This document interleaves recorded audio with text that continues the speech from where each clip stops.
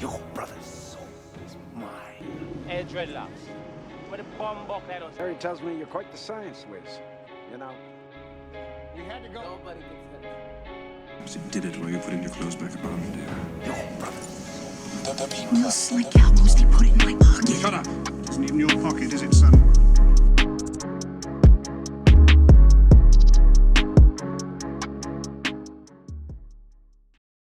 What's up, it's Star Verossus, and welcome to another episode of Star Explains. Shout out to the viewers from the last video. That one doing good. Like, I never expected it to do that well. So shout out to you viewers and my longtime subscribers. Shout out to y'all. And today we're gonna look into a movie that gave me nightmares as a child. Another one that gave me nightmares. Like, my childhood was tragic. But no, like, this one gave me a fear of homeless people. Like, what the hell? And this movie is Prince of Darkness by John Carpenter. This movie came out in 1987, and it kind of like gave me the same vibes as one of my favorite movies, which is Big Trouble in Little China. Like, shout out to Kurt Russell, you know, and the Green-Eyed Girls, you know what I'm saying? Like, that movie had an obsession with green-eyed girls. But no, in this movie, John Carpenter decided to go in a different direction. This movie has a lot to do with religion, and with a little creepy factor. It's a little slower than other movies, has a lot of fluff in it, but we're gonna get through that fluff. We're gonna just trim through the fluff. Shout out to trimming through the fluff, no Diddy. But this one was one that stuck with me when I watched it, and I can't wait to explain it to you. Hopefully you enjoy, and yeah, let's get to it. So this joint is a Studio Canal and a Universal joint, man. Shout out to Universal. So the movie starts off with this older gentleman who's laying in the bed, and he's a priest. And while he's laying in the bed, he's holding like a little brass chest on his torso. He's laying there, and then he passes out or he dies. Then it transitions to the character Brian, and Brian's walking on the campus, and I'm assuming that he's a PhD or a master's student, because if you look at his head, you can see them grades. Like, no, but Brian is looking at another female student named Catherine, and he kind of just stops and he's looking at her. She's talking to one of her homegirls, and then she walks off and he walks off. Then we see a nun, and she's walking into the room, and she sees where the older guy is passed out, and she runs to go get help. And it kind of pans in on the chest that was sitting on the elder gentleman's chest. And then it transitions to the nun, and she's saying, I found Father Carlton this morning and he was passed out. And she's like, he was taken to the hospital, but he never regained consciousness. And she's talking to a priest, and the priest turns around, and I'm like, I know him. Where do I know him from? So I'm racking my brain, and I'm like, where do I know him?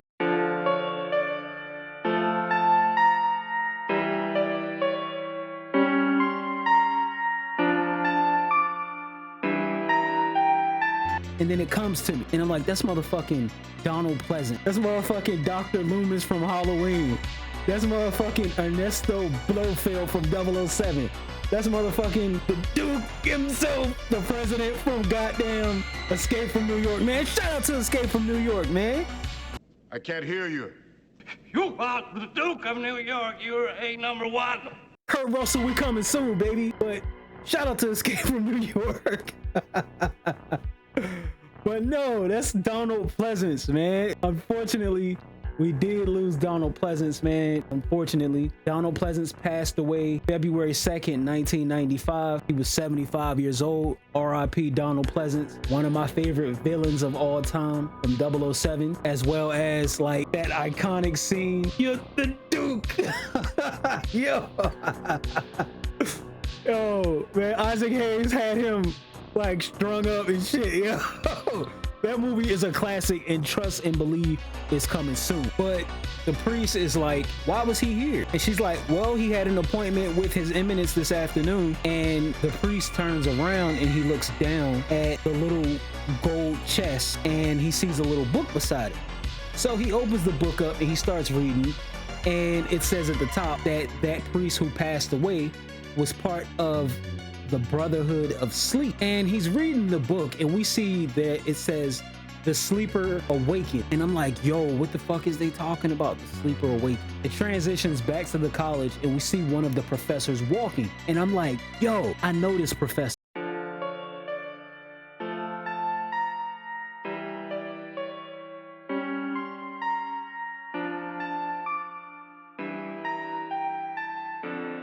That's Victor Wong, bro. That's fucking Victor Wong, aka Egg Shin, man. That's Egg Shin from Big Trouble in Little China. Man, shout out to Egg Shin, man. Victor Wong was also in The Golden Child. He was also in Three Ninjas, The Joy Luck Club, Tremors. Man, he was in all the movies that I used to watch when I was younger, man. Shout out to Egg Shin. Unfortunately, we did lose Victor Wong as well. We lost Victor Wong September 12th, 2001. So RIP Victor Wong. Thank you for all the great memories. And that's it. Y'all only get two. You only get two. But no, his name is Professor Byrak. Anyway, Professor Byrak is walking to his class and he stopped. And as he's stopping, it shows a bunch of ants kind of like congregating at like an anthill. And then it goes back to Professor Byrak and he's looking up at the eclipse that's approaching, which this is a motion that I didn't know you could do. You could kind of use your hands to kind of look up at the eclipse like that. I didn't know that. And you know, I love astrology, so I'm gonna keep that in mind for the next eclipse. Anyway, he's looking at the moon and the sun and their position, and it's kind of strange for an eclipse. Then it transfers back to the priest, and he's talking to a bunch of other priests about the little chess and the other priest who passed away. Now, forgive me because I don't know the actual roles of priests and what the red means in his hat. You know, I don't know, but I'm just going to call them priests. Forgive me for that. I don't mean to offend anyone. But he opens up the chest and he shows this key, and it's like, yo, what the hell does that key go to? Like, why would you keep a big ass key in a little chest like that? I don't get it. It then transitions back to Professor Byrak, and he's teaching his class, and he's like, let's talk about our belief and what we can learn about them. He's like, we believe nature is solid and time is constant. Matter has substance and time a direction. He's like, we understand that the things that we feel are real. We understand that wind may be invisible, but that's real as well. And we know that time can only flow one way. He says, we believe time is an arrow, like a clock, because 1 second is 1 second for everybody, which is facts. That's facts. Then as he's teaching his class, it transitions back to the priest, and he's standing outside of what looks like an abandoned church. The church's name, and he's kind of looking at it. He's a little uneasy about it, but he decides to go ahead and walk on it. He walks inside, and this place is truly abandoned. Like, there's nobody else there. He walks inside and he sees this giant metal door, and just so happens that he has the key to this door. So he goes and he unlocks the door and he walks downstairs. Then it transitions back to the college campus, and we see Brian walking out of class and out of the building, and he sees Catherine walking by, and he kind of just stands there and stares at her. You know what I'm saying? He's trying to build up those nerves to go holler at her. As he's trying to build up his nerves, she walks inside of the library, and he's like, you know what? She probably ain't gonna be in there that long. I'll wait out here, and when she comes out, I'll shoot my shot. Now, you can't do that nowadays because that's considered stalking. Like, they'll think you a creep. They'll be like, are you following me? Type shit. So don't do that now. But back then it was romantic, I guess. So he looks up at the sky at the moon and shit, waiting for her to come out. And then when she comes out, she's with a whole different guy and shit. So then he's like, damn, bro. Oh well, fuck it. He turns and he goes home. Then it transitions back to the priest, and he's writing a letter. And he's like, dear Brad, I'm starting to feel like I'm being ignored. Yeah. If you haven't seen my magazine dreams video, check it out. But no, continuing. He's writing a letter to Professor Byrak, and he's basically like, hey, look, bro, we found something that might be strange, and I would like for you to come check it out to make sure it ain't no bullshit. You know what I'm saying? Because maybe you can help me find some truth in this shit. So hit me up and we'll go check this shit out together. It transitions back to Professor Byrak, and he's teaching his class, and he's saying, while order does exist in the universe, there's also disorder in the universe as well. Those two kind of clash together, and that it's all not exactly what we had in mind. While another student is asking a question, Brian is looking out the window and he sees a limo pull up. And I'm like, hold up, who in this goddamn limo? Like, damn, who riding around in a limo? And we see the same nun from earlier. She's walking down the hall and she's carrying the letter that the priest wrote. And she's walking past all of Professor Byrak's students.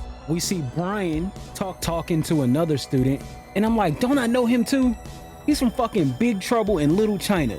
That's fucking Dennis Dunn. Dennis Dunn's character name is Walter. And Walter and Brian are wondering, I wonder what the hell she doing here. And Brian's like, well, Professor Byrak did do a debate with a priest not that long ago. Maybe they're setting up a new one. So Professor Byrak continues to talk to the nun. Then it transitions to Professor Byrak going to the church to go talk to the priest. While he's there waiting, he sees 3 nuns that are walking in unison. He's like, oh, what the fuck? Like, that ain't weird. Then the priest comes out and he's like, hey, what up, man? And the priest and him, they're talking, they're catching up. And he's like, yeah, man, my man's died when he came to see the cardinal. However, he left this journal and he left this key. And he's like, man, you gotta help us. Like, I don't know what else to do. I ain't know who else to turn to. So please, bro, help me out. Professor Byrak kind of just looks at him like, He's like, please, man. Then it transitions back to Brian, and he's chilling in his room playing solitaire, it looks like. I think that's solitaire. And on the TV, it shows that they have a new discovery of a new supernova. And they're kind of explaining that it happened before man walked the earth. As Brian's watching the TV, we see these motherfucking ants crawling on the back of his TV, and it's like, yo, what's with these motherfucking ants? Why are they here crawling on the back of his TV now? First they was at the school, now they on the back of the TV, and then I think they fucking red ants too, man. Fuck them motherfuckers, because like they fucking suck. I got bit by one not that long ago because I was planting some peppers outside, and the motherfuckers, they everywhere. I fucking hate red ants. Anyway, then it transitions to the limousine driving down the street, and it pulls up in front of the church, and we see Professor Byrak and the priest get out the limousine, and I'm like, yo, how the fuck can a priest afford a limousine? Like, you know what I'm saying? They riding around in a limo and shit, yo. That's crazy. But enough of my shock. Y'all know I be getting excited, and y'all know I be drinking when I be doing these half the time. So the priest and Professor Byrak, they walk through the church, and they walk through the giant metal door with the cross on it, and they proceed down the stairs. As they're walking, the priest explains that the gentleman who passed away, he was the guardian priest of this church, and that he lived there for over 30 years. He would only leave out once a week to go get food. And every day he went down here. And as they're going down, the priest starts to explain the architecture. He's like, it was built in the 1500s, in an arrangement with the Spanish government. And the professor's like, yo, who all knew about this? And the priest says, only the members of this forgotten sect, the sect of the Brotherhood of Sleep. And the priest goes on to explain that they took a vow of silence, and that even the Holy See did not know that they even existed. And the professor's like, damn, the Vatican didn't know? And the priest is like, yeah, the guardian priest would keep it a secret. And before he died, he would pass it on to another. And this sect was so powerful and had so much authority that they were never questioned at all by anybody. They continue to proceed down the hallway, and they enter into this giant room that's full of candles. And they look at each other, then they start to approach this giant container that's filled with this green liquid that appears to be swirling around. They stop and they look at the liquid for a minute or two. Then the priest shows the professor a book, and the professor looks at the book and he's like, is this in Latin? And the priest says, yeah, some of it. Some's also in Greek, in Numbers, in Coptic. It's in a bunch of different languages, and it's written like it was written and then erased and then written again and then erased again. And because it's so distorted, it won't be easy to decipher at all, and that it's been distorted for years. Then the professor kind of looks at the container and he's like, yo, what is this? And the priest says, it's a secret that can no longer be kept. And he's like, do you feel that? Like, and it's like, it's weighing on them like spiritual pressure and shit from like bleach and shit. And the professor's like, what is that? And the priest says it started about a month ago. And the professor's like, what started? And the priest says, a change in the earth and the sky, his power. Then it transitions back to Walter and Catherine, and they're walking to class, and Walter's like, I don't get it. It doesn't make any sense. It violates common sense. And they're talking about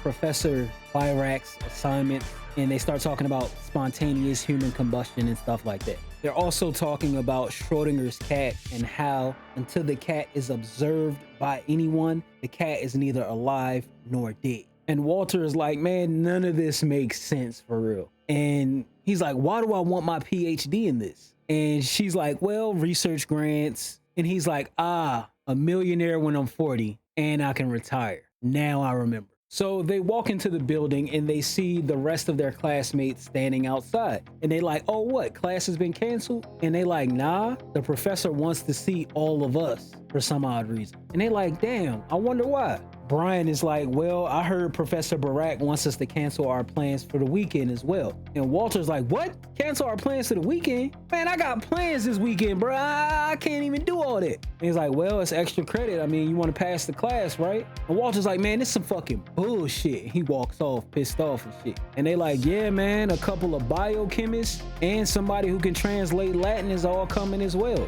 So Brian uses this chance to finally talk to Catherine after everybody else walks away, talking about how their weekend plans are ruined. And he's like, so what was your plans for the weekend? And she's like, well, I was just gonna study actually. And he's like, me too.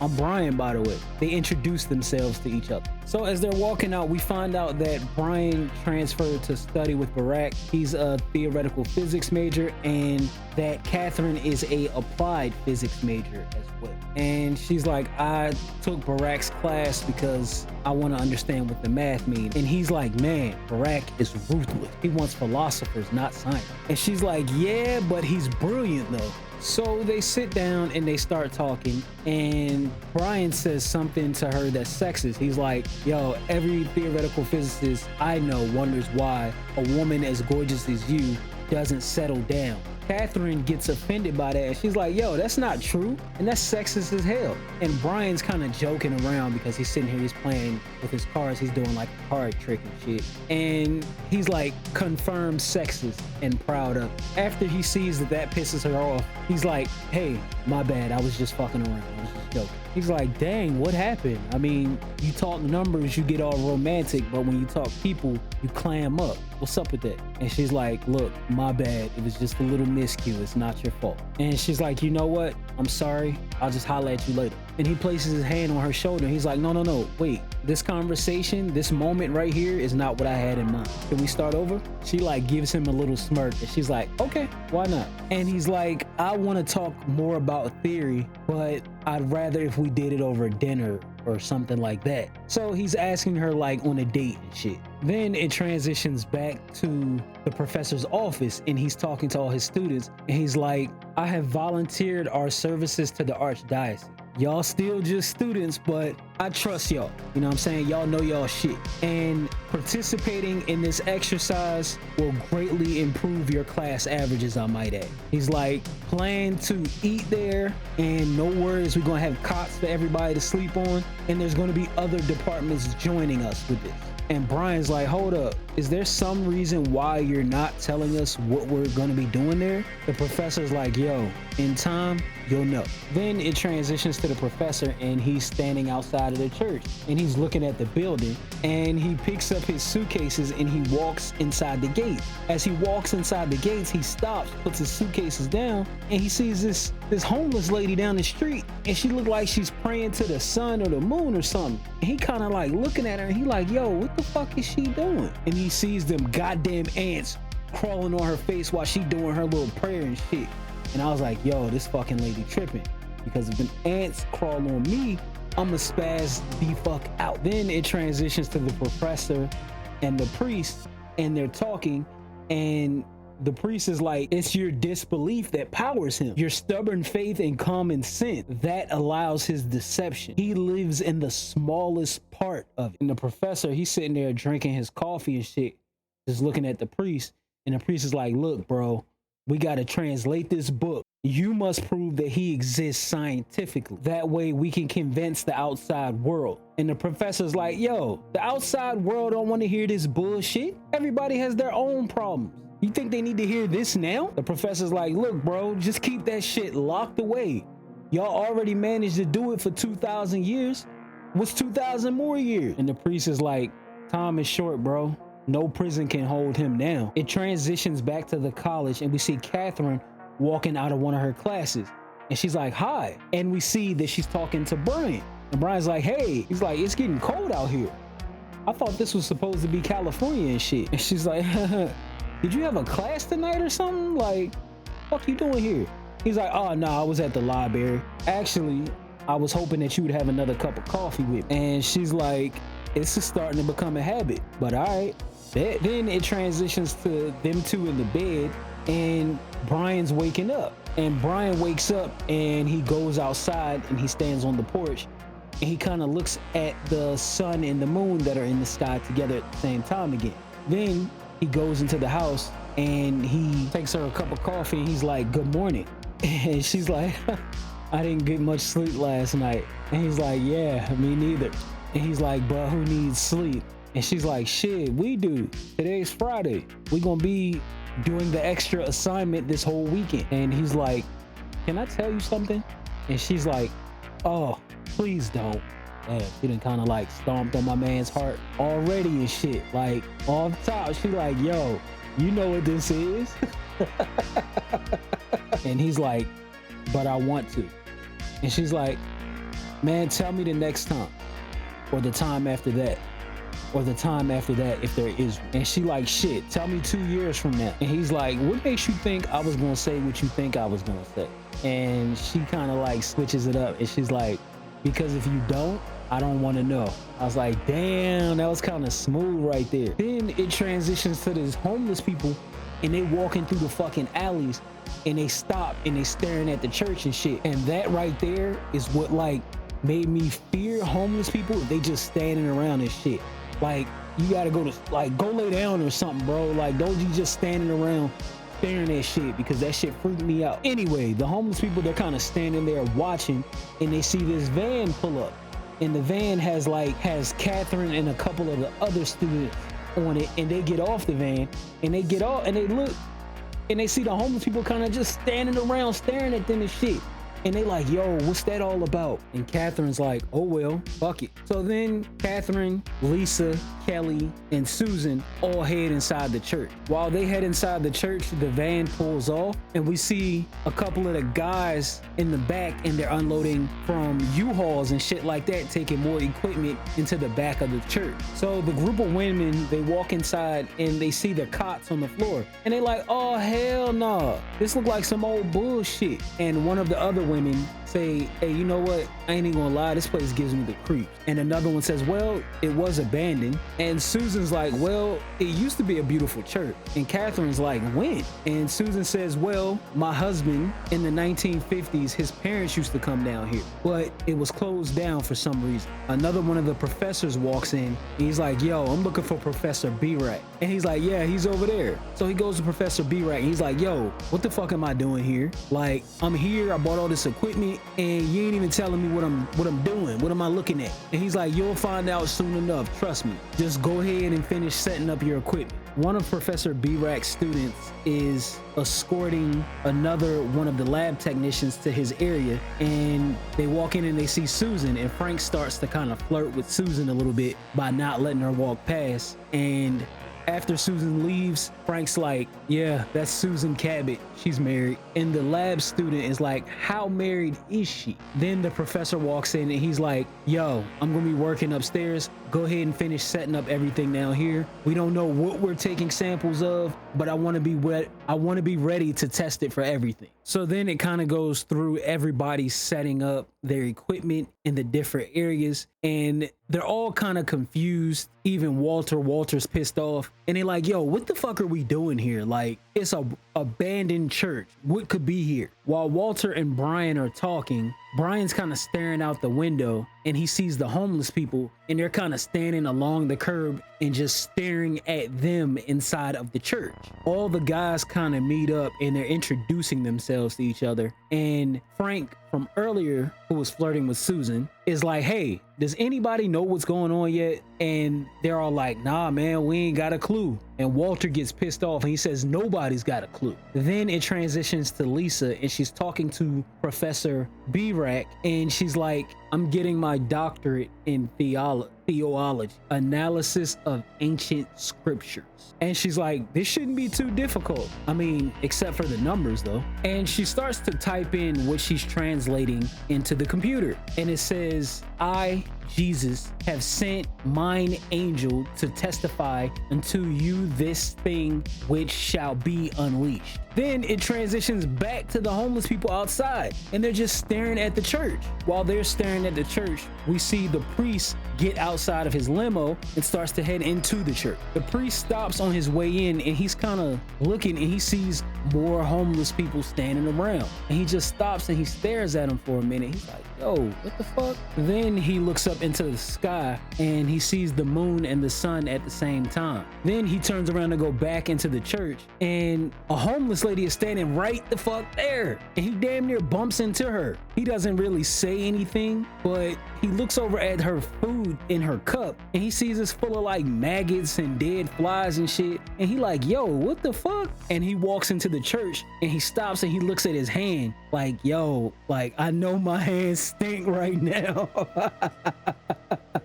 He got the stinking fingers and shit. Professor Byrack meets him at the door and he's like, yo, you all right? And he nods. He's like, all right, let's get it. We ready. So you can kind of tell everybody what's going on. Then the priest and the professor lead a large group of students through the large door and down the stairs. And they got lights and shit set up so they can see what they're doing. And then it shows all the students kind of standing around the container and they're staring at it and they're like, yo, what the fuck is this? And the priest is like, yo, he's gaining strength. I can feel it all around us now. He's getting stronger. While they're downstairs, Lisa is still upstairs and she's still transcribing from the book. And it says, Mystery, Babylon the Great, the mother of harlots and abominations of the earth. Then it transitions to Catherine and she's entering all the equations that she found from the book. Catherine looks over at the window and she gets freaked out because it looks like somebody threw a handful of worms at the window and they're crawling up the window and shit. The lab technician is going over some of the samples and he's looking at it, he's like, yo, this shit don't make no sense. And the group slowly start to return from the basement, and Calder, who is the black guy, he kind of sits there and he's like in disbelief and shit. And the lab technician looks over at him, he's like, yo, what's wrong? And Calder's like, yo, something downstairs. And Frank's like, man, I hate to tell y'all this, but this some real bullshit. You can't believe this. It transitions back to the basement and Walter is kind of just staring at the cylinder, and Kelly walks over and puts her arm around him and she's like, I know there's a reason why nobody's opened this thing yet, right? And Walter's like, yo, is this shit toxic or something? And Brian's like, I don't know, could be. And Kelly's like, I understand all that, but I still don't understand why we're not taking direct samples. She's like, I don't get it. What's the big mystery about it? Brian goes over to the computer and he pulls up Catherine's work and he's like, Catherine's translating these equations right now and they're being translated from Latin. And Kelly's like, is those differential equations? And he says, and Brian says, yeah. from a book written 2,000 years ago. And Walter's like, but we hadn't invented differential equations yet. Walter and Kelly just kind of look at each other for a minute in awe. And Kelly begins to kind of back away from it. And as she's backing away, she bumps her arm on a piece of the equipment. Then it transitions to Catherine back upstairs, and she went and got Frank, and they're looking at all the worms that are currently on the window in the room that she was working in. Then it transitions back to the professor and Lisa as she's still translating the text. Now it says, and the Prince of Darkness was himself sealed, that old life called the devil and Satan, which deceiveth the whole world. So basically, in that canister is the devil. It's like liquid devil juice, like a Four Loko. And the professor and Lisa look at each other and they like, yo, what the fuck? Then Susan enters the room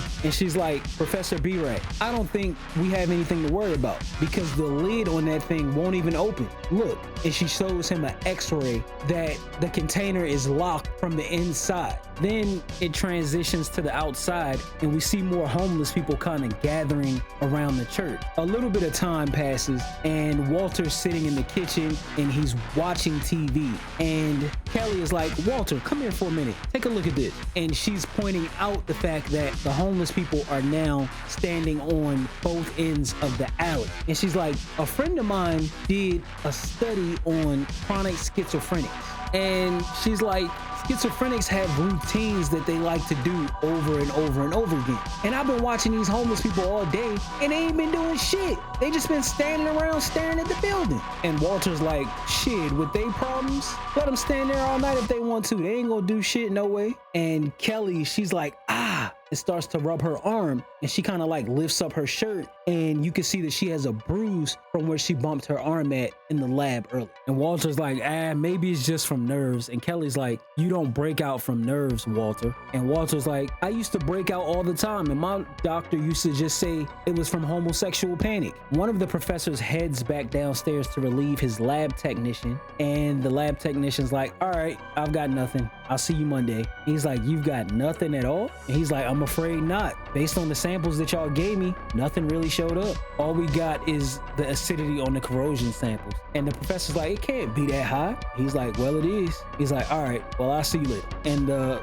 lab technician leaves. The lab technician leaves and he's walking out the back of the building and he's going from the back to the side so that he can go out through the front. And as he's approaching the back, he sees at the bottom of the stairs something that looks like a pigeon being crucified. And he's looking at it, he's like, yo, what the hell? So he kind of walks up on it to see what it is. And he's looking at it, he's like, yo, what kind of freaky ass shit is this? As he's looking at it, like a bottle or something in the alley falls and he sees a homeless person kind of walk out. And the homeless person picks up the bicycle that looks like it's kind of broken in half and shit. The lab technician sees that and he's like, oh, hell nah. And he turns to walk the other way. However, he looks up the steps and it's like fucking 20 homeless people standing up there. He like, yo, how the fuck these ninjas sneak up on him like this? And they standing there like, yo, we dare you to fucking bring your ass back up these stairs. Then they start to slowly come down the stairs and one of the homeless guys has a pipe in his hand. So the lab technician is like, yo, I can go up against 20 or I can go up against one. Maybe I can juke this one. And he starts to walk up on the homeless person and the homeless person shoves the bike through him, impaling him. And the lab technician dies right there, kind of leaning up against the bike. Now, if that was me, I'd have been yelling, hey, yo, these homeless people fucking tripping out here. But in horror movies, nobody does that for some odd reason. But I'd be fucking yelling my ass off, hey, yo, they out here. They out here tripping, man. Look at all these fucking people. I'd have been fucking spazzing the fuck out. Then it transitions to Professor B-Rack and Brian walks up to him and he's like, yo, nobody is saying much of anything. What is going on here? We put together the first round of tests, but the professor interrupts him and he's like, get to the point, bro. And Brian's like, look, nothing anywhere ever is supposed to be doing what this shit is doing. What are we doing here? The professor's like, settle down and just get back to work. Brian is like, look, a life form is growing out of prebiotic fluid. That's not supposed to happen. It's not winding down into self-disorder. It's self-organized. It's becoming something. What? I mean, an animal, a disease? What? And the professor's like, the hardest thing to hear for any of us is something that we don't agree with. And he hands Brian a piece of the translation. And the translation says, I saw a star fall from heaven into the bottomless pit, and he was cast out as water from the flood. Brian stops reading and he's like, what? This is crazy. Then it transitions to Susan, and she's walking into the room holding the container, and she's staring at it. And Mullins, who's down here working, which my bad, I may have gotten Frank and Mullins confused, my bad. Mullins, who's down here working, he walks up to her and she's like, man, he's like, oh, you hadn't seen it yet? And she's like, no, this is my first time. She's like, for the last 4 hours, I've been carbon dating the corrosion on the lid there. She's like, yo, this shit is over 7 million years old. And Mullins like, huh? 7 million years? She's like, yeah. And Mullins is like, well, I'm going upstairs. You want me to wait for you? And she's like, nah, you go on ahead. And she stands there and she's just staring at it. And it's kind of mesmerizing to her. As she's staring at it, we see that it's kind of dripping, but it's not dripping downward, it's dripping upward. Then it transitions back to the main lab room, and Lisa is explaining how she started to translate a lot of it, and it's some kind of history, but huge parts of it are indecipherable. It's like, it's almost as if somebody was deliberately trying to erase it. However, she did manage to piece together most of it. And she's like, all right, well, the book starts here. The container was buried somewhere in the Middle East eons ago.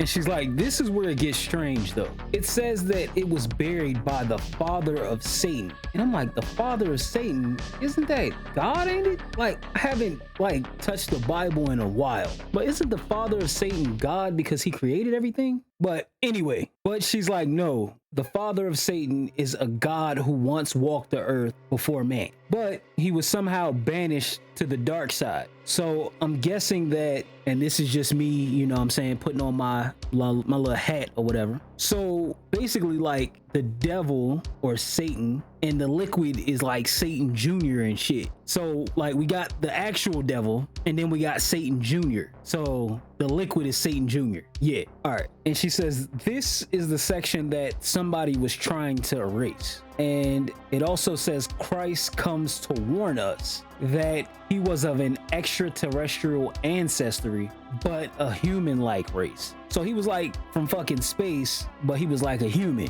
Then it transitions back over to Susan, and she's walking closer towards the container. And it's kind of like mesmerized her because she doesn't take her eyes off it the entire time she's walking. Then she gets freaked out by a table moving mysteriously. And she looks back at the cylinder because she hears like a dripping sound. So she looks up and she sees the fucking liquid is dripping from the cylinder, but it's not dripping down, it's dripping up to the ceiling and shit. Which I was like, yo, how the fuck did he do that? And while she's staring at the liquid, you can kind of see a shadow in the liquid. Then suddenly she gets a fucking golden shower right in her mouth. Like, the fucking liquid shoots right into her fucking mouth, and she's like, and starts choking and shit on the liquid. It jumps back to Lisa speaking to the group, and she's like, they finally determined that Christ is crazy, but he's gaining power because of all the followers that he's gathered. Because Christ is gaining power and converting people to his beliefs, they kill him. However, his disciples keep the secret. They decide to hide it from the rest of the world, aka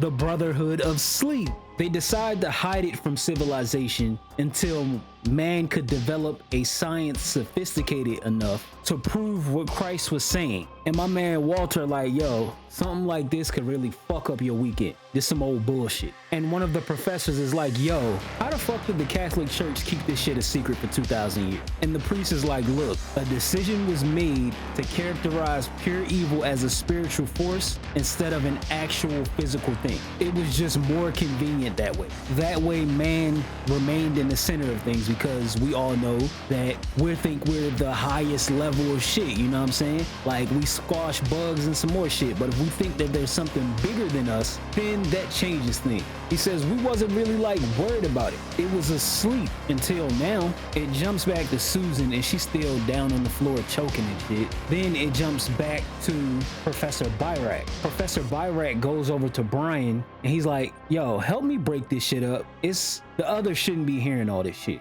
Brian like, shit, faith is a hard thing to come by these days. Look at this shit. Brian says whatever that is down there, it just burst a very sizable amount of energy. So it's down there doing shit. He's like, it burst in a straight line with the precision of a millisecond, which is fucking wild. And Walter walks over to Brian. He like, yo, this gotta be some bullshit. Everybody like, oh, we should be taking this serious. Walter like, man, this some old bullshit. Y'all ain't believing this, are you? And they just look at him. Then it transitions back to Susan. And Susan rises off the ground, and she's staring at the cylinder, and her hair is all like flicked up and shit. You know what I'm saying? It kind of shows she possessed and shit. But her shit flicked up, and she just staring at the cylinder. Then it jumps to Catherine and Kelly conversating, and Catherine's like, how the hell are we supposed to get back to work with all this? Like, what the fuck? And Kelly, being sarcastic, she's like, so what would you rather have? A crucifix, some garlic, you know what I'm saying? Something to protect you?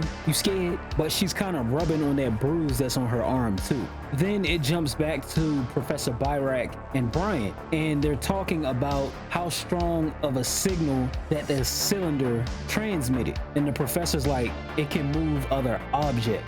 So the shit got telekinesis now, or as the professor calls it, psychokinesis. Brian kind of explains what psychokinesis is, which is mind-directed energy. And the professor's like, look, bro, don't tell nobody that shit yet, all right? And Brian's like, why not? The fuck? They gotta know? We dealing with some old bullshit here. This is a living thing, and it's conscious. It's out here moving shit. And the professor's like, nah, not till you prove that it wasn't like a power surge or the wind blowing or some other shit like that. We ain't gotta get everybody's panties in a bunch over this shit. Brian's like, all right, man, if you say so. Then it jumps to Walter, and he's walking down the hallway eating an apple, and he sees Susan standing at the end of the hallway. And Susan is standing there like so straight and freaky, like, yo, I was freaked out about that shit. Like, if somebody was standing in the hallway like that, I'm walking the other fucking way. Like, for real.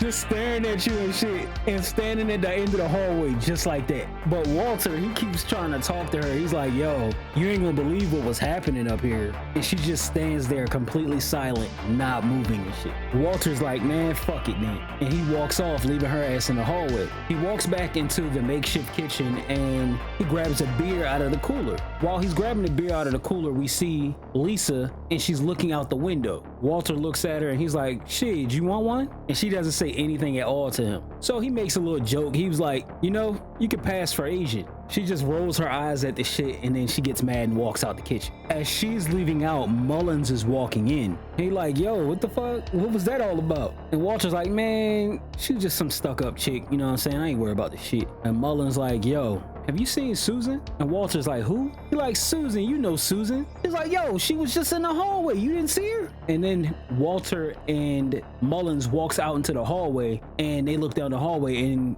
no fucking Susan. So Mullins walks off back towards the basement to look for Susan. Mullins gets down in the basement, and he sees Susan. So he shines his flashlight, and Susan walks away, going deeper into the basement. It jumps back to Brian and Catherine, and Brian's telling Catherine about the whole psychokinesis situation. And he's like, yo, it's more to it. He's like, it's some kind of controlled power. And she's like, well, what is it doing? And he's like, it's reaching out. She's like, reaching out? He's like, yeah, it's influencing things. It's changing things. Shit, it's moving things around with its thought. Then it jumps back to Mullins, and he's walked into the main room with the container in it, and he's like, Susan, where you at, girl? But Susan ain't answering him or nothing. Mullins walks a little bit closer to the container, and as he's walking, he sees something down on the ground. So he reaches down and picks it up, and it turns out to be Susan's glasses. One of the machines starts beeping, and he's looking at it. He's like, what the hell? So he kind of walks closer towards the machine. While he's distracted by the machine, Susan walks up behind him and snaps his neck.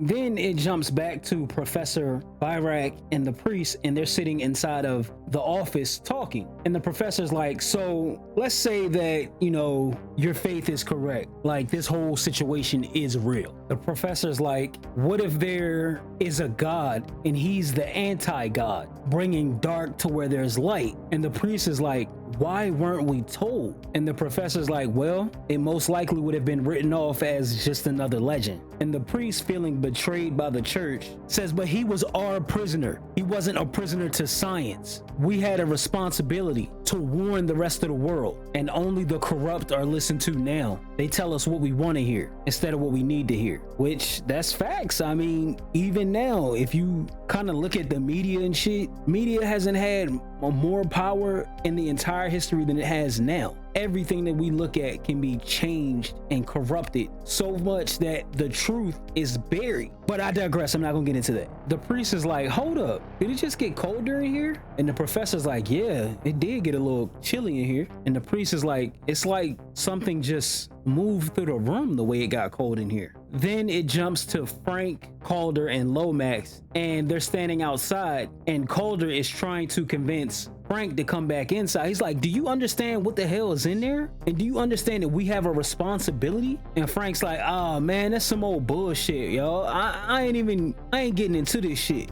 And Lomax is like, come on, Calder, let's just go back inside. And Calder's like, come on, Frank, let's go. And Frank's like, fuck that, I ain't going back in there. All y'all crazy. Calder and Lomax go ahead inside the building, and Frank is standing outside with his arms folded like, man, this some bullshit. Shit is crazy. Then he hears a sound and turns around, and he sees all the homeless people lined up on the street, and he's watching them. He's like, yo, what the fuck? Then Susan comes out the door, and she's standing at the top of the stairs, and she's just staring at him. And he turns around, he's kind of looking at her, and he's like, what the hell? And he sees bugs and shit crawling on her hands. He's like, what the fuck? And then he looks down, and he sees that he's standing in a pile of bugs, which looks like beetles, I'm guessing. But he's like kind of looking, he's like, yo, what the fuck? And they're on his hands and his feet. He starts like stomping and shaking his hands to get them off of him. But as he's doing that, a fucking homeless lady comes around the corner and stabs him in his fucking shoulder. And then she starts stabbing him in his chest. And he starts trying to like get her off of him, and she's still stabbing him in the chest. And they're fighting in the pile of bugs. And Susan just stands at the top of the stairs, staring down, watching the whole thing occur. And this homeless lady, yo, she is relentless. Like, she stabbed him at least 20 times. Like, at least 20 times. Then it jumps back to Lisa, and she's still transcribing the book. And it says, be you not deceived of his purpose, for one will be chosen. And she looks over to the book, and she sees like this symbol. Now remember this symbol, because it's going to be important. Then she hears a sound in the hallway, and she's like, yo, who that? But don't nobody answer. And she's like, oh well, fuck it, and gets back to transcribing the book. Then it jumps to the other professor, Calder, and Lomax, and the professor asks, what happened to Frank? And Calder's like, he left. And while Calder's saying that, he's taking his cross off. And I'm like, yo, why the fuck you taking your cross off, man? You like the fucking devil juice is in there and shit, and you out here taking your cross off. Like, yo, Granny said you always keep your heart close to God. Don't take God off your heart, you know what I'm saying? But I guess he like, you know what I'm saying, fuck it. 2 tears in the bucket, just like Granny always used to say. Or maybe he's just like lost his faith in the church and shit, so that's why he's removing his cross. And Brian's like, when? And Calder's like, yeah, he left about 20 minutes ago. And Lomax is like, yeah, we tried to talk him out of it, but he wanted to leave. And the professor's like, well, has anybody seen Susan at least? And they like, who? They're like, Susan. Y'all know Susan? The radiologist, the chick who wears glasses. You know what I'm saying? Fluffy hair. And everybody's like, nah, we ain't seen her. And the professor's like, well, maybe she left too then. And Lomax is like, yo, well, maybe they both had the right idea. Then it jumps to outside, and the homeless lady is kind of like marveling her handiwork. And we see goddamn Frank leg then came off, his shoe is off, both his hands look like they chopped off, and she's kind of just like standing there looking and shit. But we can hear like, I guess the bugs are crawling around or something. I guess she fed his ass to the bugs. Then it jumps to Walter, and he's sleeping, but he's having like a nightmare, and the nightmare keeps repeating, this is not a dream, this is not a dream. And it's showing like the outside of the church, and the voice is saying, we're using your brain's electrical system as a receiver. We are unable to transmit through conscious neural interface due to interference, so you are receiving this broadcast as a dream. We are transmitting from the year 199, and then Walter wakes up. So watching this movie, the dreams are something that confused me, because I was like, how are they transmitting from the future and shit? But it'll get explained later. I ain't gonna jump into it, but that wasn't an actual dream. Someone in the future was transmitting back to them a warning. And the next time somebody has this dream, I'm gonna call it a warning dream. When Walter jumps awake from the warning dream, Brian is there, and Brian's like, hey, yo, have you seen Susan or anybody? And Walter's like, what? Bro, I've been here sleeping, I ain't seen nobody but the back of my damn eyelid. Brian is like, well, we can't find Susan or Mullins, and Frank left. And a couple of the others, man, we thinking about leaving too. We finna have a meeting in the lab about it in like about a half an hour. And Walter's like, Mullins left? And Brian's like, yo, I don't know, but I'm finna go downstairs and go look for him. And Walter's like, shit, well, since I'm up, I might as well go with you. Then it jumps back to Lisa,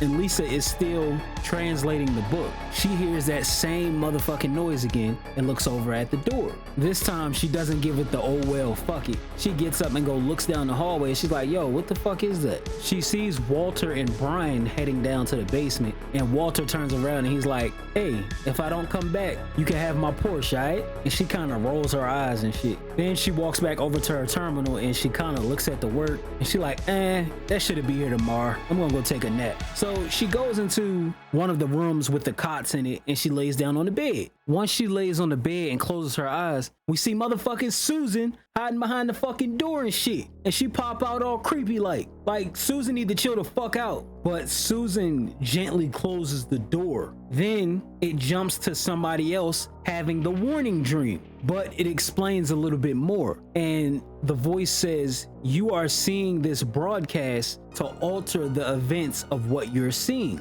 Our technology has not developed a transmitter strong enough yet to reach your conscious state of awareness, so it's being sent as a dream. We see that it was Professor Byrak who was having a dream this time, and the priest was watching him as he dreamed. And the priest looks at him and is like, what were you dreaming? And the professor's like, hey, look, my dreams ain't got nothing to do with God, all right? My unconscious is mine, and I'll abuse it any way that I wish. And the priest is like, well, it's something I haven't told you. The Brotherhood of Sleep, anybody who's in close proximity has the same dream. And the professor looks at him like, yo, the fuck you talking about? And the priest's like, yeah, the one you had just now, everybody's had that dream or will have that dream. So then it transitions back to Lisa, and she wakes up because she hears like creaking and shit, and it's fucking Susan just standing there. And Susan starts to crawl on her bed on some old freaky shit. And Lisa's like, nah, Susan, I ain't with that shit. But Susan don't say a word. She just keeps crawling up to her until they face to face. And once she gets right up in her face, Susan spits the same like water shit out of her mouth and into fucking Lisa's mouth. And Lisa starts screaming and coughing and shit. Then it jumps back to the professor and the priest. And the priest is like, yeah, the guardian priest, they had the same dream for years. And the professor asks, what does it mean? And the priest explains that it's a premonition and that the dream evolves and unfolds. And soon you'll start to have it every time you go to sleep, as if it's pushing all other things outside of your mind and only allowing you to focus on that dream. Then it jumps to Brian and Walter, and they're in the basement and they're looking for Mullins and Susan and shit. They're kind of like chit-chatting about like where the fuck Mullins is at And Walter's like, hey, look, man, he probably off getting some from that fucking radiologist. Like, we down here looking and shit. This shit can't be real no way, right? He's like, shit, I hope he's getting laid. And then I hope they're on their way to a nice Chinese restaurant after that. But Brian just kind of ignores him and walks past him and goes back upstairs. But then it shows that if Brian would have walked in a little bit further, he would have seen Mullins's body laid on the ground. But because they left without seeing it, we see that the liquid from the ceiling starts to drip into Mullins's mouth. Then it jumps back to Kelly and Catherine, and Kelly walks in and she's like, yo, how can you still be working like this? It's 3:30 in the morning. Like, shouldn't you be tired? And Catherine's like, I keep getting these figures in the computer and this shit ain't making no sense at all. Catherine recognizes that Kelly is tired and she says, girl, go get you some sleep, at least for a half an hour or so. I'll come wake you up later. And Kelly's like, oh, please, 45 minutes. And Catherine's like, all right, I got you. When Kelly goes to leave,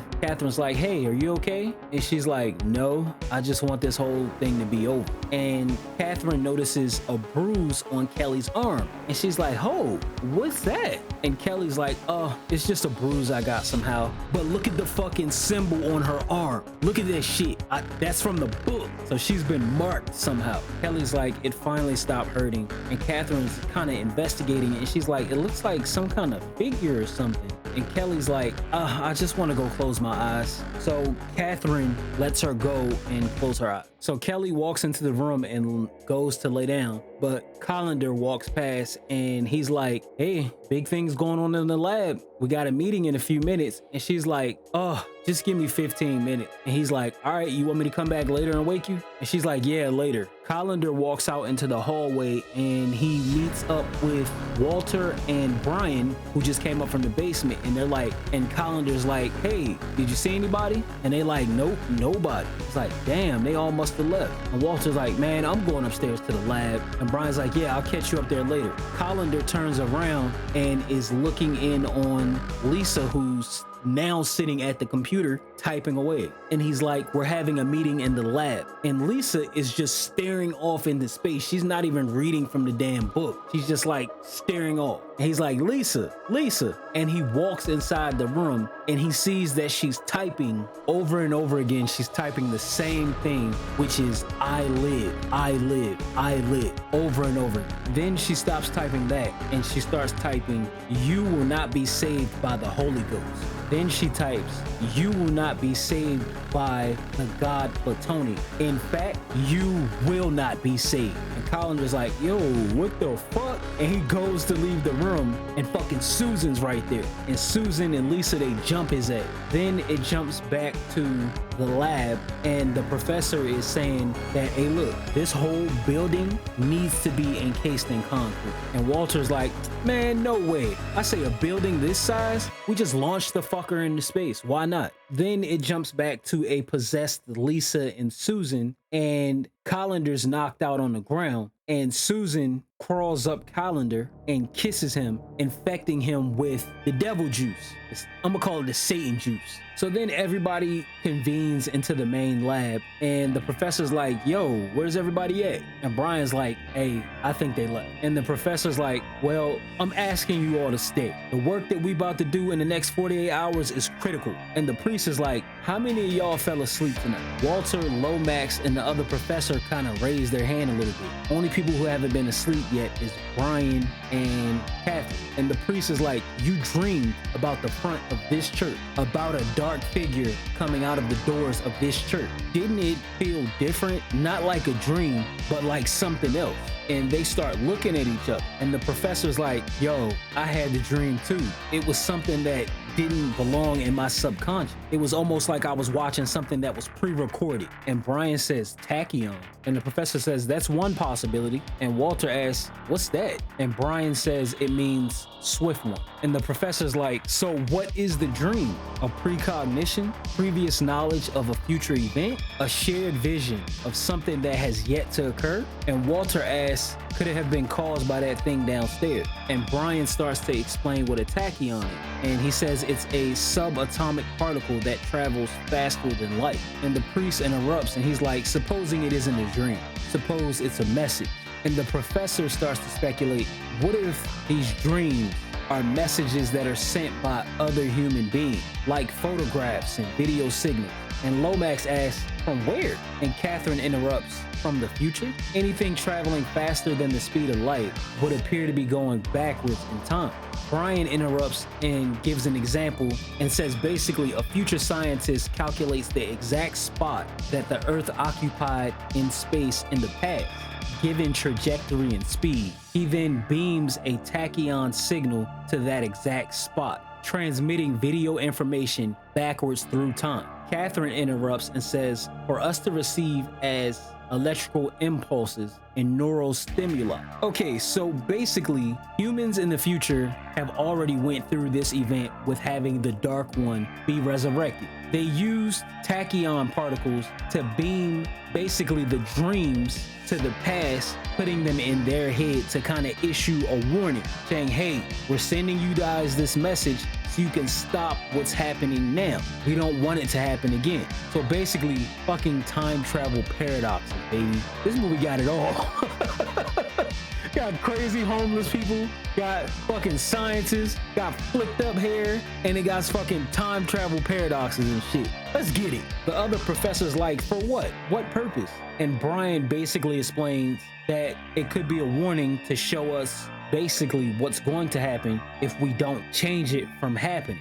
Then suddenly the electrical equipment goes offline and everybody starts to panic and they're like, yo, what's going on with the equipment? It's all gone dead. While they're kind of scrambling around, the priest stands there kind of clutching his Bible and shit. Then we see Lisa and Susan and they're fucking pushing the Satan juice up out the basement and shit. While everybody's panicking, Catherine goes over to a window and she hears somebody yelling hello from outside. So she's kind of looking and she sees fucking Frank standing outside. And Frank's like, hello, hello. And she's like, hey, Wyndham, because his name is Frank Wyndham. And he just keeps repeating, hello, hello, hello. And Catherine calls everybody over to the window. She's like, hey, come look at this. Once everybody gets over to the window, Frank is like, I've got a message for you and you're not gonna like it.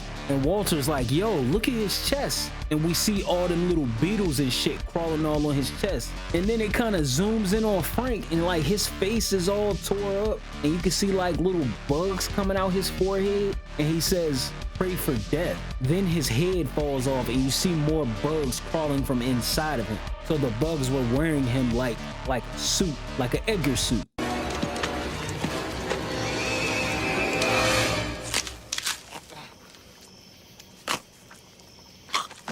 Sugar.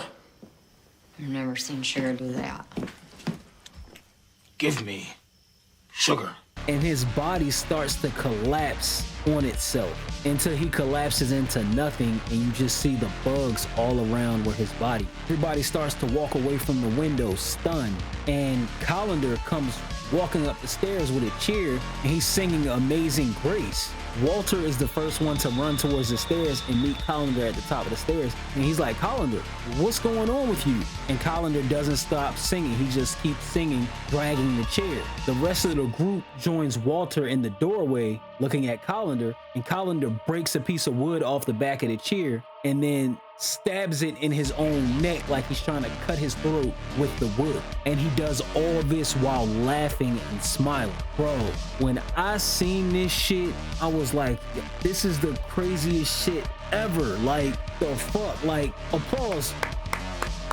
Them fucking 80s movies, man, like, ain't shit really topping this, like, nowadays. But I digress. Everybody tries to go and help Colander and like patch up his wound. Then it jumps to Kelly and she's laid on the bed. Lisa and Susan have brought the Satan juice to right beside her in the bed. Then it jumps back to Colander and the priest is saying a prayer over Colander. The priest stops saying his prayer and gets rattled and he's like, no, no. Then it jumps to Professor Byrak and the other professor and they're running towards the doors and they start trying to bust the doors open to get up out of the church. But the homeless people took a bunch of trash and garbage and put it in front of the doors to keep them sealed inside. Even Brian and Lomax try to get out of the front door, but they're unable to because it's nothing but trash and junk in front of the front doors as well. Brian opens the door up enough to kind of look out, and he sees nothing but homeless people kind of standing around outside the door. Walter, with a flashlight, goes to go check on Kelly, but the goddamn light don't work inside of the room. So he tries to like shine the flashlight around in the room, and he sees the fucking Satan juice container and shit leaking up onto the ceiling and shit. And he follows the trail of the Satan juice, and he sees that it's all going into Kelly's mouth and her eyes. And right behind Walter is motherfucking Susan. I was like, no, Walter! And Walter like, oh shit, and he falls down and kind of rolls up under a cot as Susan just kind of stands there and stares at him. Then it jumps back to everybody reconvening in the main hall, and they're like, yo, they got the doors blocked all around here. How the hell we gonna get out? And I'm gonna explain to you how they're gonna get out. But first, this is your daily reminder to go drink some fucking water. Let's get it.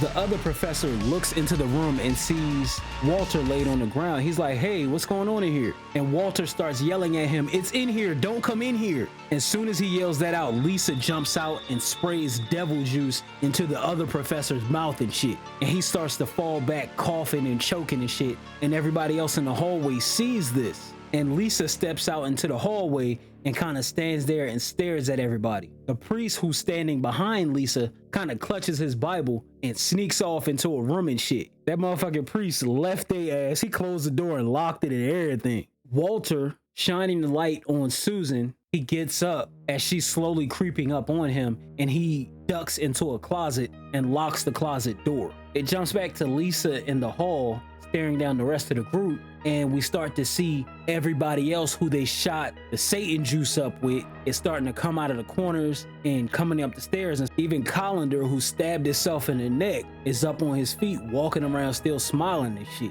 Even Mullins with his broke ass neck comes around the corner and forces the group to go into the kitchen and barricade the door. The priest, clutching his Bible, kind of starts to hide behind the furnace inside of the room that he's in. None of the possessed people really chase after them. They're kind of more just watching over the body of Kelly. We see that when Susan and Lisa both come into the door and they stand and they're staring at Walter, who's in the closet. Walter shines his flashlight on both of them and on Kelly as well, who's laying there with her stomach looking full like she's pregnant, probably from all that juice she took in. Then it transitions to Brian, Professor Byrak, Lomax, and Catherine, who are all in the kitchen, and Catherine says, hey, the sun's coming up. The professor goes and looks out the window, and he looks up and says, yeah, the sun's coming up. But he looks down at the alley below and he sees homeless people standing around with pipes and baseball bats and shit, waiting for one of them to jump outside that window. Some time has passed and we see Kelly is laying in the bed and her skin's looking all peeled up and spotty. Walter is looking out at her and he still sees that Susan and Lisa are still standing there staring at him. And he's like, hey, look, normally I like being dominated by women. Lisa, I'm sorry about what I said before. You don't look Asian at all. She doesn't say anything. She just ignores the shit out of him and just keeps staring at him. Catherine, leaning next to a wall, she's like, hold up, I think I hear Walter. She puts her ear to the wall and the rest of the group in the kitchen comes to join her. And she starts to yell Walter's name. Walter turns around and like, who the hell? And he comes up to the wall and he's like, yeah, I'm in here. And she's like, where are you? And he's like, if I told you, you wouldn't believe me. And he says, hey, can you guys dig me out of here? Brian's like, I don't know, the wall's pretty thick. But Catherine picks up a table leg and starts to hit the wall. And she's like, yeah, we can get through. And she's like, yeah, we can get through, but it's just gonna take a couple of hours. And Walter's like, well, shit, I'll hang out here anyway, why not? Then it jumps over to the priest who's still hiding out beside the boiler in the boiler room. And he starts hearing banging on the door and Colander busts through the door. And the priest, hiding behind the boiler now, sees Colander has his gaze on a mirror that's inside that room. And Colander starts to walk over to the mirror, staring at the mirror, he starts to giggle and laugh. The only thing the priest can do is stand there and clutch his Bible. Then it transitions to Brian and the professor looking out the window at the homeless people. And Brian like, man, fuck that. They can't beat my ass. I'm finna go out there. Y'all be ready to pull me back though, just in case. And Brian goes and jumps out the window and shit. Soon as Brian's feet hit the ground, the fucking homeless people start to slow bop up to that dude.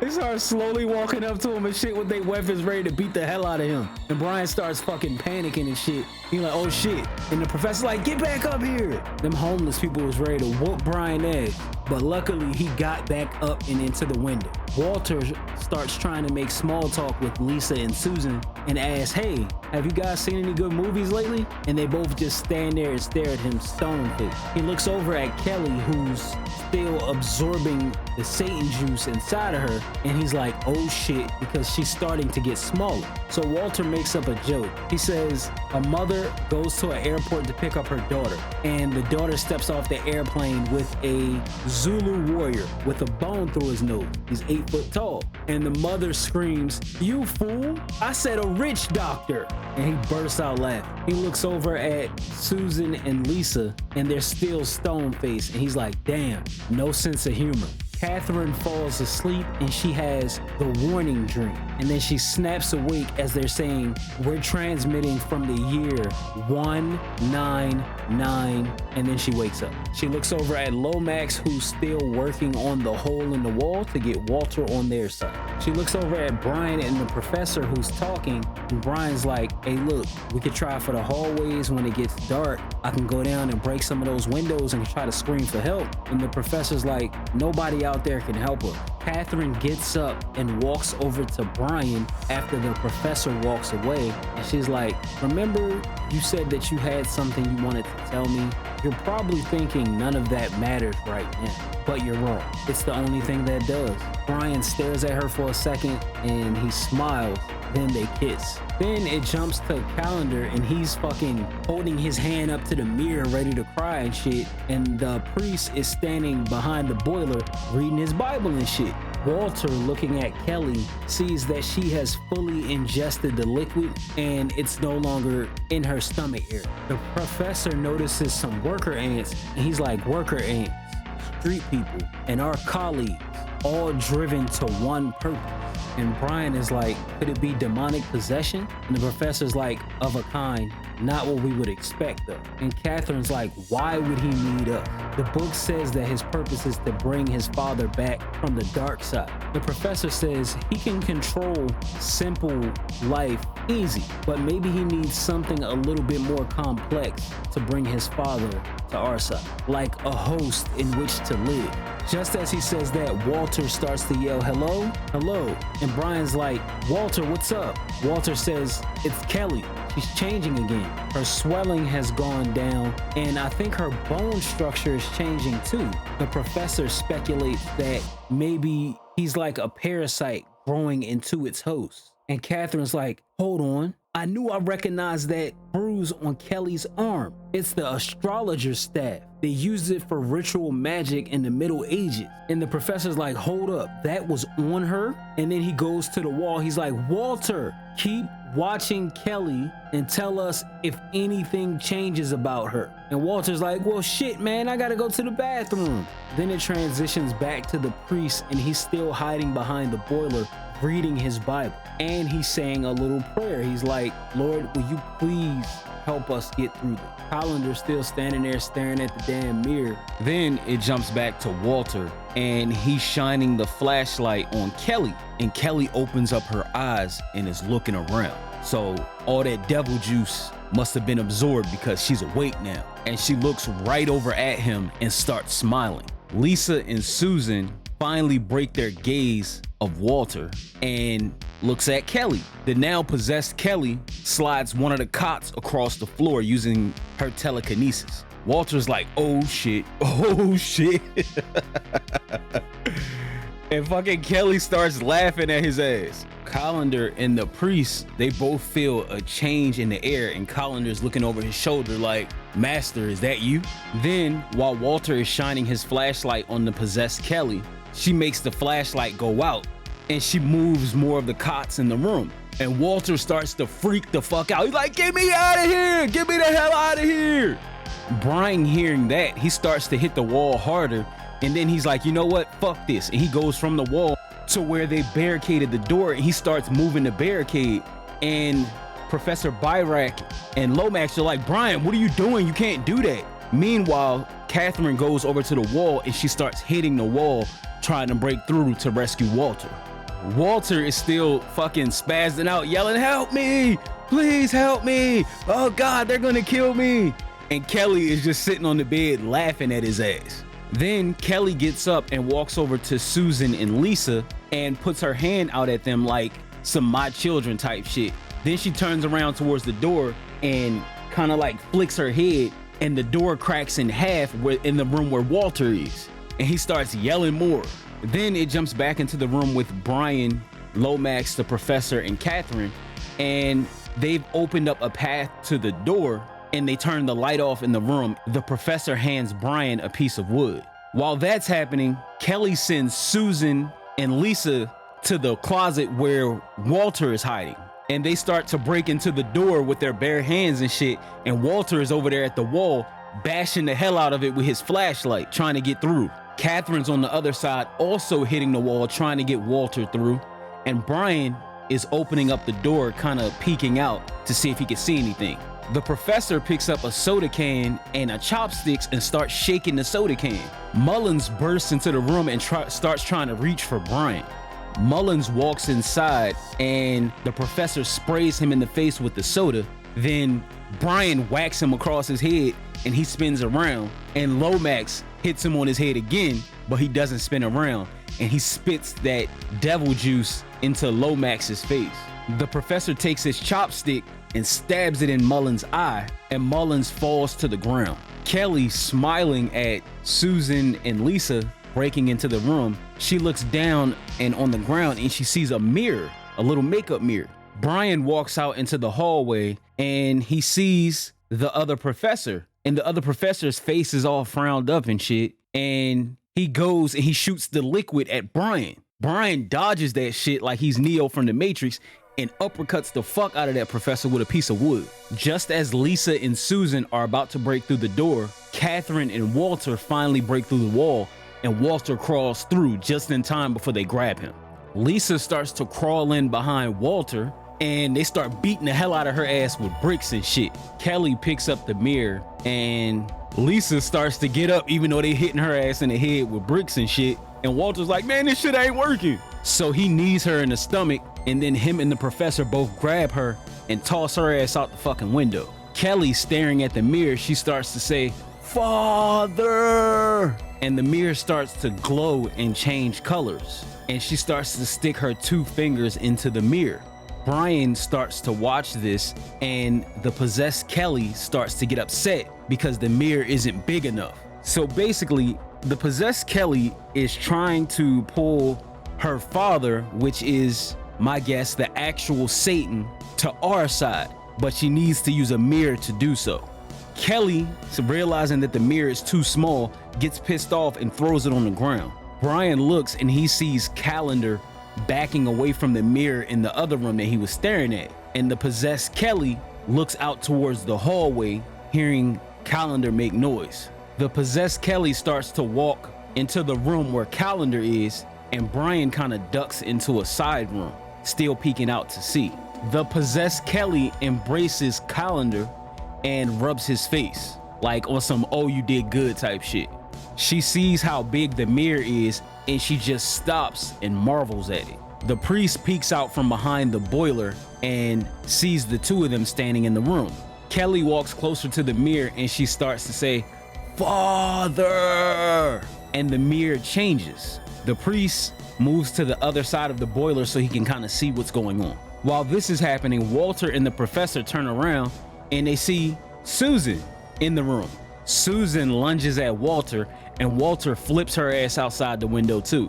So if we keep in count, Walter out here doing his motherfucking thing. The priest, seeing Kelly staring at the mirror saying Father over and over again, finds a fire axe laying on the floor. Kelly reaches her hand up and into the mirror to kind of pull her father to the other side. The priest like, fuck all that, I'm finna fuck this bitch up. He does a little prayer. Callender sees the priest and he's like, yo, what the fuck? But Brian with the 2x4 grabs Callender and drags his ass up out the room. And the priest, while saying his prayer, chops Kelly's motherfucking arm off. And her arm just kind of like goes through the mirror on the other side and shit. Brian is still holding the wood to Callender's neck, and Callender's laughing and shit, backing Brian up against the wall. Meanwhile, Kelly regrows her arm and shit. So the priest gets pissed off and he knocks her fucking head off with the axe. Meanwhile, Brian is in the hallway getting his ass beat by a possessed Callender. Kelly picks her head back up off the ground and puts it back on her shoulders and shit. I was like, yo, how the fuck you supposed to beat this fucking thing? You take his fucking head off and it fucking come right fucking back. How the fuck is that possible? The priest like, oh shit, I fucked up, and starts to back up. And Kelly, using telekinesis, moves the boiler and pins the priest between the boiler and the wall. Then Kelly like, shit, it's back to business. She turns towards the mirror and says, Father, and starts to stick her hand through the mirror again. Brian finally gets Callender on the ground and starts slamming his head into the ground, trying to knock him out. Catherine sees this and starts to make her way down the hall, but as she's going, the other professor fucking reaches up and swipes at her and shit. And she's like, oh shit. Meanwhile, Kelly is reaching her arm through the mirror and she's like, Father, come to freedom. And we see this shadowy hand reaching out towards the possessed Kelly's hand.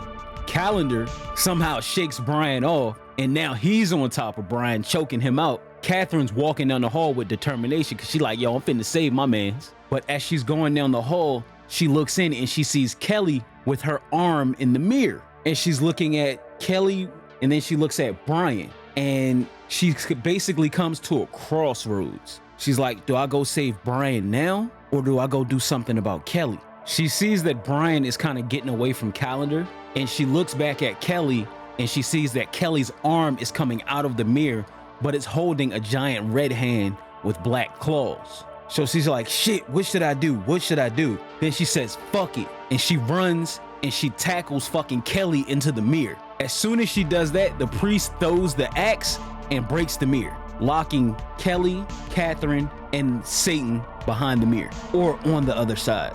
Brian sees this and he's like, no! Then it shows Catherine from the other side reaching out to the mirror that's been broken. So Catherine is basically stuck on the other side with those two.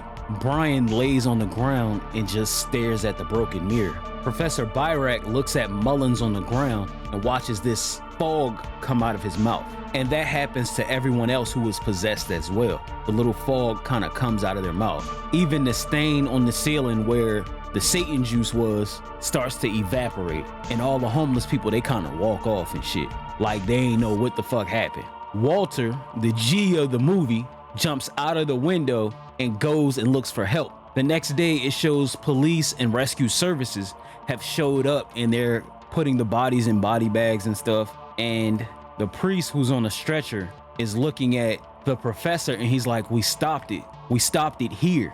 And the future that was conjured up by that vile serpent, it won't happen now. Brian stands in the boiler room staring at the broken mirror and he begins to cry. And the professor is explaining that the smaller parts could not live without the strength of the whole. So he's basically saying that the fucking minions, they couldn't survive without their master, and that everybody died as the whole was thrown back into the mirror, and that we're safe, but he's waiting on the other side. He walks closer to Brian and he's like, she died for us. Then it transitions to the warning dream again. And this time the voice finishes its statement. It's basically like, we're transmitting from the year 1999, and what you are seeing are events that you have to stop. Then as it's getting closer, we see that the mysterious figure who was standing in the doorway is Catherine. As it's showing Catherine, it zooms in on her face and Brian wakes up. He rolls over and he sees Catherine laying there with her face all torn up like Kelly's was. And he starts screaming, but he wakes up. And he wakes up, he's pooling in sweat, and Brian gets up and he's looking at the mirror in his room, and he starts walking close to the mirror, and he extends his hand out, and he goes to touch the mirror, and boom, that's the end of the movie. And that was Prince of Darkness by John Carpenter. Man, I tell you, when I was younger, this movie gave me crazy nightmares. Like, it was this, homeless people, like, because of this, it was homeless people, and then it was midgets. And I just was fucking scared, yo. Like, I couldn't take it. Like, I used to be looking at homeless people like, what the fuck they doing? Why they standing over there? But nah, this one holds a special place in my heart. This is another one that I remember watching, you know what I'm saying, with my parents and shit like that. And yeah, hopefully I explained it a little bit clearer. That way when you watch the movie, you're like, oh, okay, that's what the hell he was talking about. But yeah, unfortunately, I don't know any place that you can watch it for free right now. It is available on YouTube and Amazon Prime for like $3.99. But if you know where to look, you can get it for free $99, you know what I'm saying? But no, thank you all so much for watching, and I'll be back with another horror movie. I'm gonna do 2, because the other one that I do is like really gave me motherfucking nightmares, as well as my mom. My mom was like, oh, your grandmother took me to the movies to see that movie and it gave me nightmares. So we're gonna do that one next. But thank you so much for watching, and if you do like the content, please like, comment, and subscribe. Thank you so much, and I'll catch you in the next one. Peace.